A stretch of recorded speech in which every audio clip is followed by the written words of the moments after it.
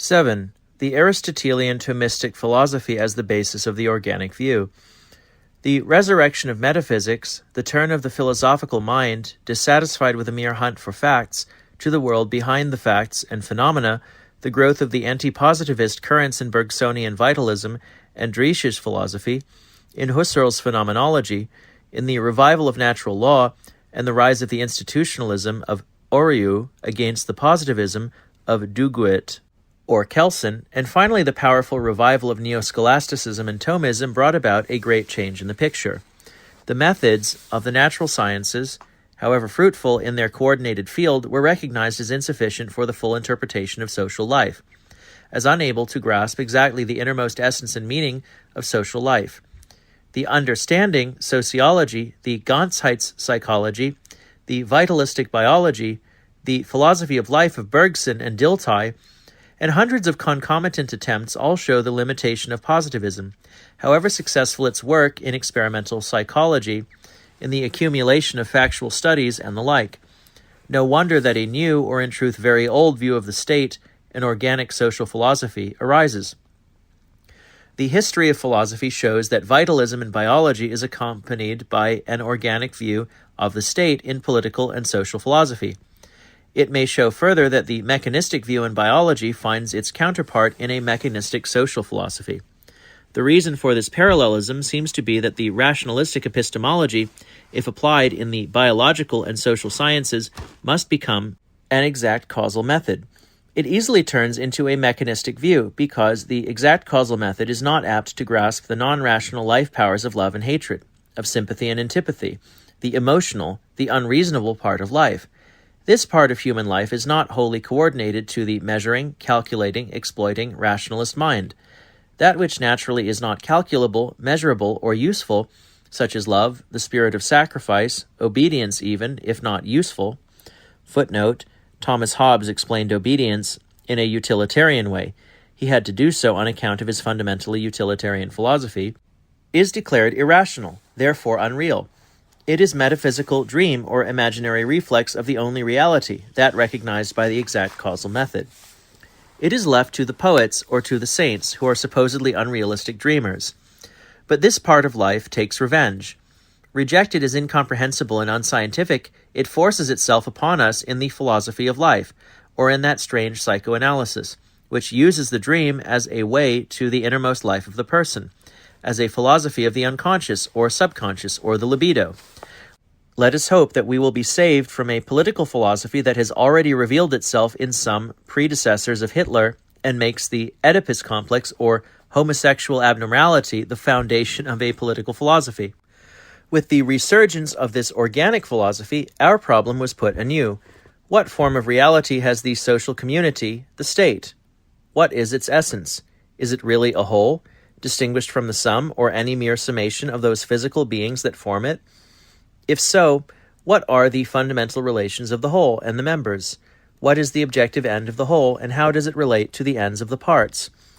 Though the use of the word organic as signifying a main feature of the nature of this state is comparatively recent, that quality which is meant by organic is very old. That the term itself is new is owing to the fact that only late in the 17th and in the 18th century did the mechanistic view become the rule in modern political philosophy. In controversy raised by this view, the word organic received a kind of polemic point, and in some writers of the Romantic and anti-revolutionary school, this polemic character became so distinctive that its real meaning beyond polemics was in danger of being lost. This does not mean that we should give up the term.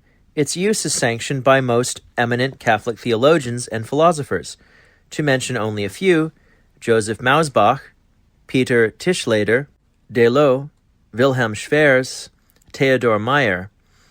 Delot, in his book La Société Internationale et les Principes du Droit Public, gives a broad list of Catholic political philosophers who prefer the organic view. Thus, we must try to elaborate its true meaning, and we may say that the metaphysical basis of the organic view of the state is itself organic. Aristotle made the problem of becoming, of movement, the core of his metaphysical endeavor in trying to explain the enigma of life, the unchangeable in an ever-changing thing, the active, forming power that continuously forms and reforms the world around us. Is there at work a meaning, a ratio, therefore an intelligible force? Or is all this movement, this evolution from imperfect to more perfect status, the result of changing, blind, chaotic powers that can produce only anarchic disorder and not a cosmos, an order? Aristotle, in opposition to Plato's dualism, the world of ideas separated from the phenomenal world, lets the idea, the form, the essence realize itself or be realized in the existing thing. Universale in re became the medieval formula. The idea thus becomes the forming agent, the active element, while the formed, the changeable element, is passive, determinable, but, as the potential element, as matter, disposed, open to the form. Any existing thing, therefore, is the result of a union of form and matter. The form, the idea in lifeless nature, is expressed by an outside forming agent, or expresses itself in animated nature. Aristotle thus finds that in two different ways the union of form and matter can be pre-formed. First, through an outside agent. An already existing agent infuses or expresses the form and matter. So the artist forms the marble into the statue. Secondly, from within. Here, the form, as an internal moving principle, forms the matter. This is the way of the animated, the living substance, the way of organic growth. The form organizes the matter. Such an active, organizing form expresses itself. The end of the process is the perfect expression of the form, or the nature. The form, as active agent, is the nature. The final end, that which is to be expressed. Wherever, then, the form is self-moving, self-expressing, self-organizing, there the form, as causa finalis, is the end of the process. And such a form is, for Aristotle, one that is the end of itself, that has its end in itself. The form is not only the beginning, but the end of the process of growth. The form is not only the principle, but the tendency, the intentional end of the process of growth. The causa formalis is the causa finalis. The idea, the essence of a thing, now becomes, for the practical reason, the norm, the critical norm by which the existing thing can be judged, as also its growth, the degree of perfect expression of the end by the form. The most perfect realization of its nature, of its idea, becomes thus the end of a thing. Teleological perfection is thus the property of the living being. Life is the self-expression of the idea. That is the reason why the order of nature becomes, for practical reason, the norm of doing, acting, performing, the ideal order. To act against nature, in the sense of the ideal order, not in the abused, denuded popular sense, is therefore wrong. It is a disturbance of the natural order. 8. The organic view applied to the state. These conceptual forms apply to man and his communities. Man himself is the union of the forming principle, the soul, gifted with reason and free will, and of the formed element, the matter, i.e. the body. It is man's nature to perfect himself in an active life, the end of which is a life corresponding as perfectly as possible to the idea of man, to a life according to reason. Aristotle thinks this end cannot be reached by the solitary man. It can be reached only by men living in that community to which all the essential properties and the very nature of man point. Social life, i.e. living in community with one's like, is a necessity arising not out of wants but out of the intentional perfection of man's nature. Thus, community is an intentional form of life for the individual. Community is here used not in the sense of a general, nondescript, sentimental, and undefined way of living, but rather in the sense of certain definite and concrete social forms. Of these forms, at least two are fundamental and necessary, serving directly and immediately for the generation, the exaltation, the perfection, and the transmission of life in its full sense, the intellectual, moral, cultural life, as well as the biological life. These fundamental forms are the family, the community of husband and wife and of parents and children, and the state, the community of political life, of an order among families and persons. The individual, though unique, is still not perfect, and has in isolation no chance for the perfect life, the realization of the idea of man. The individual's very individuality points to membership in communities. Man comes into existence as a fruit of the family, cared for and protected during the time of tender growth until he is equipped to fulfill his destiny, to realize concretely his personality, and to become man. to attain the state of happiness for which each one strives, as long as passions and greed for inhuman things do not cloud his mind. And when the individual is not submerged in the community as a soulless, unconscious organ, but retains his individual personality and becomes a member in order to develop his personality more fully, then life in community enlarges, exalts, and perfects the individual person, and cures the shortcomings and wants that are connected with mere individuality and isolation. Any kind of seclusion from the fullness of community life ultimately means for the individual a personal loss, a self-mutilation, an atrophy, a defect in self-realization. Footnote. Against this view, one should not cite the anchorites of the early church. Apart from the fact that they lived in close community with God and the saints, they form an exception, whereas the communal life and worship of the monasteries is the rule. The guarantee of the fullest perfection of the idea of man is the state, the public order among families and persons. In it, the social process finds its earthly culmination. But precisely because the state is the end of an internal teleological process of the social nature, it is not a merely artificial causal aggregation or a mere network of legal relations created by and voided by arbitrary will at its pleasure, enacted by self-interests alone and legitimated by the utilitarian and material motives of individuals. No, the state proceeds by inner moral necessity from the social nature of man for the sake of the more perfect life, the fuller realization of personality for all its members in a working sovereign order of mutual assistance and mutual cooperation. This is an order of solidaric responsibility for that perpetual task on earth, the attainment of felicity, in the secure perfection of human nature according to the will of the Supreme Creator of this nature to whom ultimately it longs to return. Thus, the political life is also God's ordinance to man revealed by man's nature. Political life originates not in nature as a blind, irresistible urge, but in nature as a teleological, intentional form of human existence, morally necessary for the realization of the idea of man. Nevertheless, it is still in concreto, the will and the reason of concrete men that creates, organizes and institutes the particular state. The political life in concreto demands man's freedom of will. Men create their state in freedom, however much the idea is the critical norm of the realization of the particular state in history. Because the state is thus both a natural and a morally necessary consequence of man's social nature and in concrete individual existence, a free creation of man's free will led by his intellectual reasoning about the necessity of political life, Catholic political philosophy likes to call the state a moral organism to signify the teleological predisposition to it in man's nature. The end of political life is the perfection of man not only as an individual in an abstract sense, but as a person living in community, and only thus reaching his personal end. Thus the end of political life is a wholeness with a teleological independence, which is more than all the individual ends summed up together. Footnote. St. Thomas, in the Summa Theologiae, points out that the common good is essentially different from the private good.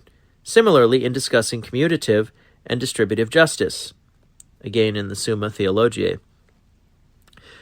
This end is the realization of the public goods, law, the ordo rerum humanarum, the security of the lower communities, their peaceful functioning, the furthering of their self-initiative by the creation of legal institutions and public offices as a help and assistance, but not as their substitute, and the assurance of their peaceful development by protection against internal disorder and external disturbance. Men achieve their happiness and their destiny not as separated individuals, but as coordinated members bound by solidaric responsibility for one another, as mutual usufructuaries. Hence, although the state serves its members and gets its mark of perfection by the excellence of its service, it is not the servant of the individual citizen to be exploited by him. For under certain circumstances it is the individual good that has to be sacrificed, and not the common good, that belongs to all so far as they form the body politic. By the very fact that the end of the state, this common good is qualitatively different from the mere sum of the particular goods of the individuals, the state as the form of political life has dignity and majesty. Therefore, its power can be and should be moral power, that legitimately demands obedience in its rightful sense of a morally free acceptance of the imperium, not a compulsory external conformity to overwhelming force. Now, we can understand the seemingly enigmatic Aristotelian thesis that the whole, the state, is before the individual, a thesis fully accepted by St. Thomas. If we consider the metaphysical order of ends derived from human nature, then community, especially that perfect and necessary community, the state, stands in the foreground as a form of human existence without which the individual cannot become perfectly man and therefore cannot reach his end, the perfection of his essentially social nature. For sociality is as essential to human nature as rationality. Thus, the end of the individual and the end of the state, though different, coincide with a prevalence of the common good. If, on the other hand, we consider the order of being, then individuals as such are in the foreground. They alone are beings of substantial character, natural persons, rational substances, yet destined and directed by their very social nature to combine into a unitas ordinis in community life in order to realize perfectly that social nature. The bond that characterizes the community thus produces this significant reciprocal interaction and direction. The individuals are by their end bound to the whole that logically is prior, but only in such a way that the whole receives its dignity, its raison d'etre, and its justification by its very service to the individuals. Its value is never in concreto abstracted from the personal values, or from the dignity of the persons as members. It is a solidaric bond expressed best in the slogan, everyone for the whole and the common good, the whole and the common good for everyone. The double character of the whole, the state, may be represented thus. It has a self-value when opposed to the individual as a member and therefore can demand the sacrifice of the life of the individual as a member. But it may do this only on condition that it is at the same time of service character in concreto. That is, by its form and acts it must actually serve the general end of all the individuals as persons, i.e. the perfection of their nature, the developments of their eternal personal values. An organic view of the state thus helps us to understand this continuous living interaction and interdependence of the whole and the members. The active element that achieves the direction and coordination of the members to the whole in the ordo is not an external principle, but an internal one. And the ordo itself is not a mechanistic, automatic result of the motives and acts of separated individuals looking only to their self-interests. The active principle is not the directive authority and its commands alone. Political authority is not the forma re publicae, which only from above, externally, organizes the matter, the mere amorphous multitude of individuals. The forma is the common good, the ordo, and this is the result of the acts of the directing authority and of the free rational consent, that is, the moral obedience of the citizen. Authority and subjects meet in reason and devotion, and by mutual cooperation realize the common good, which is consequently the norm of the legitimacy of the authoritative ordinance and of the obedience of the citizen. Hence there is an interdependence, a mutual completion, between political authority and its orders, and the obedience, the loyalty, or the allegiance of the citizen. It is the common good as the ordo that guarantees the perfection of the idea of man. The perfect political form is therefore democracy, so far as this appeals to the citizens' free obedience to laws which have been enacted because they best serve the common good, laws which are based on mutual consent and have been adopted after free deliberation of reason. Thus, it is not the technique of consent that matters, but the form of consent as the best means to realize the common good in harmony with man's dignity as a rational being who should exercise a reasonable obedience, not a blind one. That is what is meant by saying that the state is a moral organism. The word organism is not merely allegorical. It represents indeed an objective fact and rests on the knowledge that the organism in the organic world and the moral organism in social life are both built according to analogous metaphysical principles of order. The biological organism stays totally and absolutely under the law of organic life in the way of an unconscious, unfree must. The moral organism lives under the moral law before which man is free. Its teleology is not blind, but normative. Its ought is clear and cogent to reason and intellect as the rule of free acts and for free beings, to the end that coincides with the ends of the individual persons, i.e., happiness in peace, justice, and order. Thus, Catholic political philosophy proceeds inversely as compared with the biological theory of the state. For this latter, the physical organism, with its instinct and urge for life, lacking reason and self-conscious will, is not only a starting point and a source of analogy, it is the actual form of social existence too. The state is not a macrocosmic man. It is actually only a more complicated physical organism, a sort of animal state, a beehive, or an anthill. As self-consciousness, in addition to animated organism, cannot be denied, this self-consciousness has to be explained not as a result of the thinking process, but as a rather unreal reflex of the only real life of the organism. Consequently, ethics consists of signs for acts that are useful or noxious to the organism. Ethics is nothing but a reflex of the natural blind urge of life into its mere emanation, the consciousness of the individuals. Not the spiritual and moral superstructure, but the biological substructure is the real thing. The consequence of such a theory is the separation of politics from ethics. Politics becomes the field ruled by the non-ethical urge and non-moral instinct.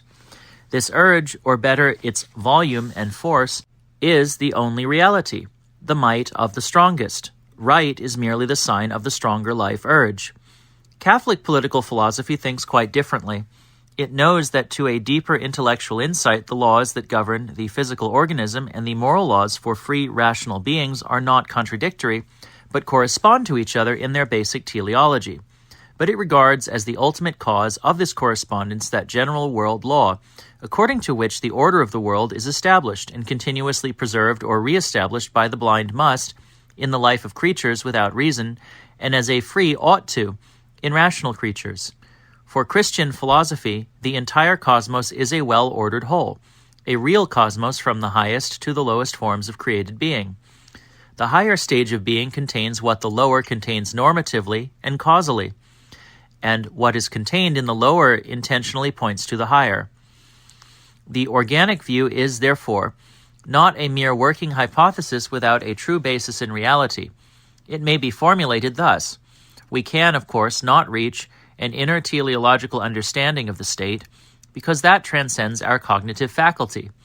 But since we have to develop some hypothesis of cognition, we tentatively try to conceive the state as if it were an organism, though our experiments demonstrate only that the thing called social organism is in reality an utterly complicated apparatus, the conception of which as an organism is not fully guaranteed by facts.